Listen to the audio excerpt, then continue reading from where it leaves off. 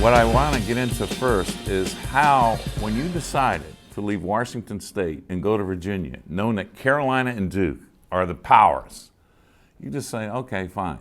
I'm going to come in and do it my way, build this program.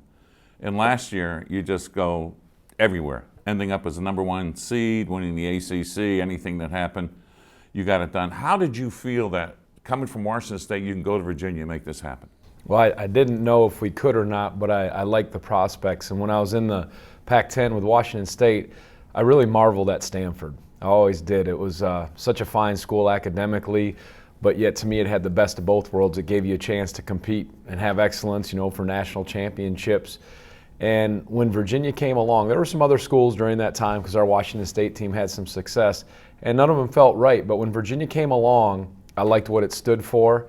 I liked the history. I thought, what an opportunity to see if we can build a program the right way at a great school. I mean, we don't have Ralph Sampson. He's not coming back, but we got some good things. And it's kind of there's a lot of stuff going on, facilities, community, and all that. So. It's 6 years now at Virginia, and last year into this year, you have just established yourself with a style of play, especially defensively, which is half court, quote, man-to-man. Right. But you do certain things out of that man-to-man that a lot of teams won't do. Explain that. Well, I just, I think you can't just be vanilla. Now, we're pretty simple, I say that, but our defense is more, it's nothing big. It's more of a containment defense. It relies on taking away the lane. But there are things you have to do in your defense that also disrupt, whether it's when you trap the post, how you play ball screens. So we know our way is going to have to be outlasting and winning the percentage of the possessions. Big picture. How did we stay focused knowing that, okay, the league may not be as strong as we think, but more importantly, we cannot just think that this team, they're 500, we can beat them, like Florida State is an example. Yeah, I mean, I think just looking around at Wake Forest and, even being in a spot where we're ranked right now in teams, you're going to get teams' best shots. Teams are going to play up.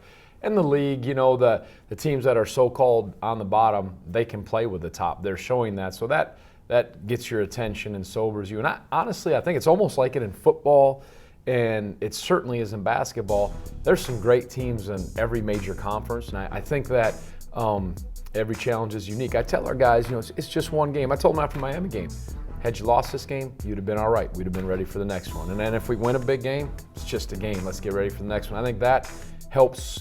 You've been with young guys, with social media, with age, they got so much stuff, and success is a hard pill to swallow. Yeah. And you get put up on that pedestal, and you just keep challenging them to stay true to who they are. So it's a little bit of psychology you're working with them, but the good coaches, the good programs, they just stay true to the process, and they don't get too far down the road, and they know what's next. But you're right, the league is.